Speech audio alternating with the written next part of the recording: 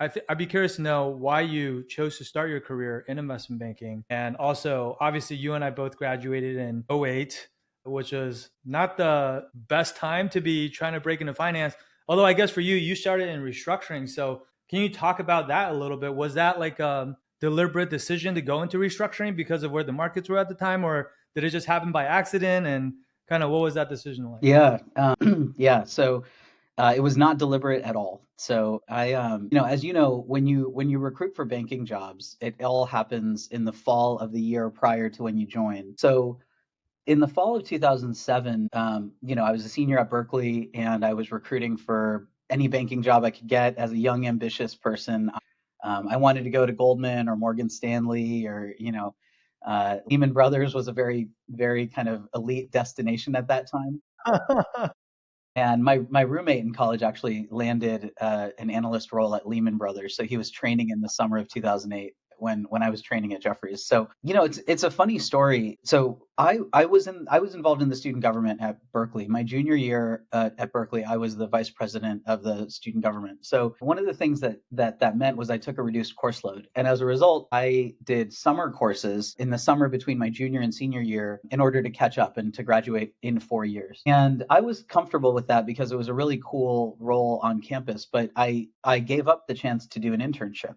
And so when I was Mm, recruiting in the fall of 2007, I didn't have a resume that a lot of banks were excited about because I didn't have an elite internship on my resume. I was, having to explain to people that I'd never worked before. And so wow. I took any interview I could get. I had a lot of mentorship and a lot of coaching, and I didn't get any offers. I actually got rejected from Jeffries in December of 2007. And then the candidate that they wanted to hire declined the offer. And so they called me back and they were like, look, we don't want to interview anymore. Why don't you come and work for us? To which I was like, okay, well, that doesn't feel great, but I'll take the offer. It's the only one I have. Yeah.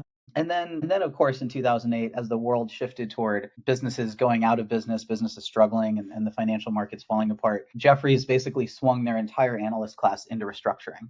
And so it was not by design that I was recruiting into a restructuring team. I was just kind of trying to get into banking however I could. And I was really lucky because, I joined Jeffries in the summer of 2008.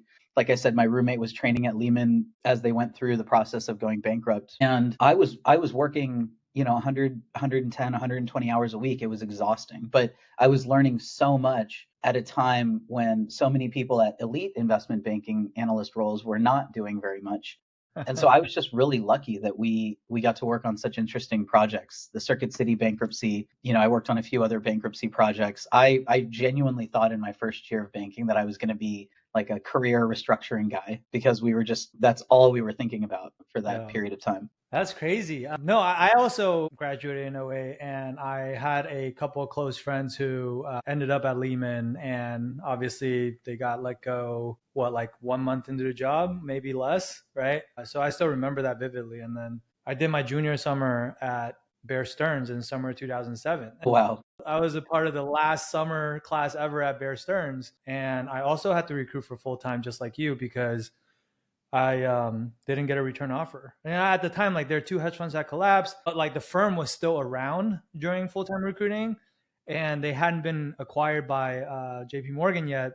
And so people were kind of like, "You didn't get a return offer. Like, Yeah. is it because you were a bad intern, or?" And then you, Right. you explain like, "Well, you're reading the Wall Street Journal, right? Like you know what's going on in the news, but like still people kind of like it's so competitive that they have way more candidates, way more supply than demand. And if there's any question that they have about you, they'd rather not take the chance, Yeah, right? And that's right. it was probably similar for you, where it's like, oh, you didn't do a summer internship. Well, you might be great, but why take that chance? So like that was probably kind of like the situation, Yeah. right? But I guess like you didn't know you want to do banking. It sounds like you didn't know you wanted to do banking earlier enough to even recruit for the summer internship. Then you weren't aware. Were you aware that you had to? It's how important it was to get the summer internship. I think I was. I don't think I appreciated just how challenging it would be. So I studied econ and business at Berkeley, and I was really interested in going into finance. And of course, all the Mm, smart finance people ahead of us said, go into investment banking. It's the perfect training grounds for, whatever career you want to have in finance. And so when I was going into student government, and I was thinking about the implications of kind of running for a very large position in the student government, I knew I'd have to give up my summer after junior year in order to graduate on time. And that was also, I had spoken to the people who had those positions in student government before me. I think my thought process at the time was I'll figure it out. I'll still talk to people. I'll try to train, on the side. I'll get interview prep from friends who've gone into banking. Yeah. And it's just not that simple, right? Because to your point, there's so many candidates that the easiest thing for a bank to do is say, well, this candidate has, Morgan Stanley on their resume, so they're clearly qualified. That candidate,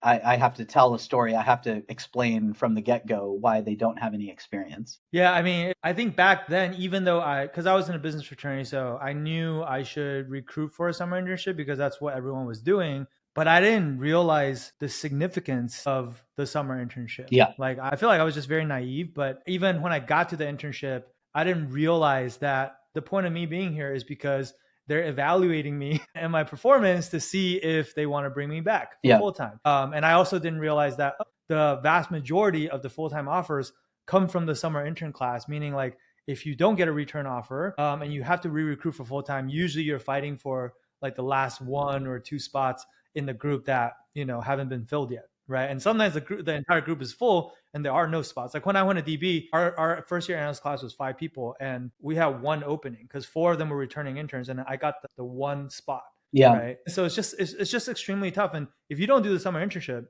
even though you can recruit for full time, you're still competing against other people who did do the summer internship somewhere else. And maybe they're trying to trade up to a better bank or whatever. Right. And so that's just, and I think for us back then, we had the luxury of waiting until junior year to recruit for our junior summer internship, which is like, pretty reasonable, I would say. Yeah. Nowadays, they start opening those applications in like the first semester of sophomore year. Yeah. Which is insane. That's so right. like, if you don't know that you want to do investment banking as soon as you become a college student, you're kind of like already behind, right? Which is kind of crazy. Yeah.